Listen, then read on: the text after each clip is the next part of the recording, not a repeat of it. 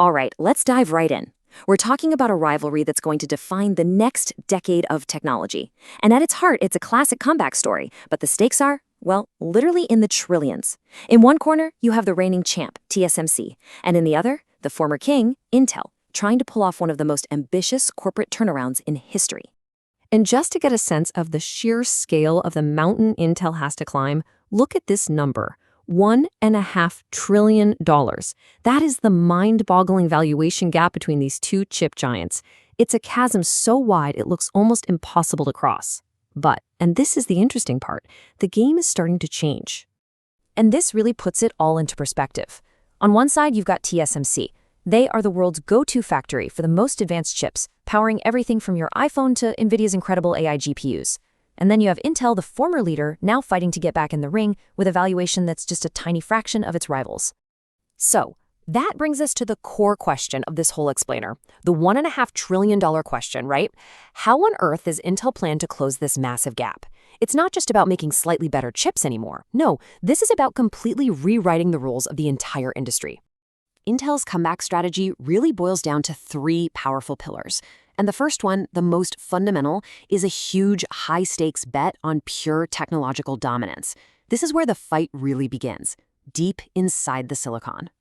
So here's the key thing to understand. Intel isn't just trying to catch up. Their entire roadmap, which is built around these new 18A and 14A processes, and you can just think of those as recipes for making chips that are way smaller, faster, and more power efficient, it is explicitly designed to leapfrog TSMC. The goal is to make chips so advanced that the biggest players in AI and cloud computing, well, they won't have a choice. If they want the best performance, they have to come to Intel. Now you know, if this was just a technology race, it would already be a fascinating story. But there's a second pillar to Intel's strategy that completely changes the dynamic, a powerful and very direct partnership with the US government. And this is a really crucial detail. Washington isn't just handing out subsidies or loans. As part of its support, the U.S. government has taken a roughly 10% equity stake in the company. Think about that. Their interests are now directly financially aligned with Intel's success. That is an absolute game changer. So what does it mean to have a superpower as your business partner? Well, the advantages are pretty incredible. It massively reduces the financial risk of their huge investments. It cements Intel's status as the go-to trusted foundry for sensitive defense and critical infrastructure contracts. And maybe most importantly, it signals a policy commitment that's designed to last, no matter who's in office. That's an advantage TSMC simply cannot replicate. All of this begs a really important question, though. For decades, we've been told we live in this flat, global economy. So why, all of a sudden, does a company's physical location, its geography, matter so much? And that brings us to the third pillar of Intel's whole strategy, leveraging global uncertainty. Intel is basically taking the world's anxiety about fragile supply chains and turning it into one of its greatest strategic weapons.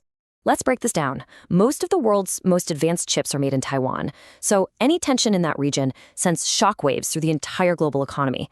Intel's factories, on the other hand, are in the US and Europe, offering a secure alternative. This positions them perfectly to win contracts from Western governments and industries that are now prioritizing supply chain security above almost everything else. So when you put these three pillars together, the tech leapfrog, the unprecedented government backing, and this massive geopolitical advantage, the picture starts to change. This isn't just about a corporate comeback anymore. This is about potentially redefining what it even means to be a leader in the chip industry. This quote really says it all. The argument here is that Intel may now be structurally advantaged in ways that a pure-play foundry just can't compete with. The point is, Intel's comeback isn't just about potential anymore. With these pieces falling into place, it may now have advantages that rivals like TSMC simply cannot buy or build.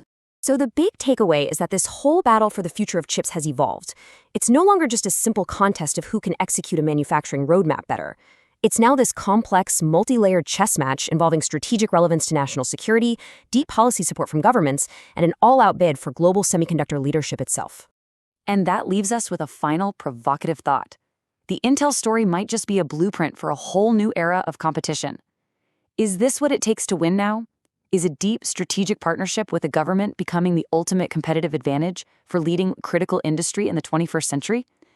That's a question that goes far beyond just one company, and it's one we're all going to be grappling with for years to come.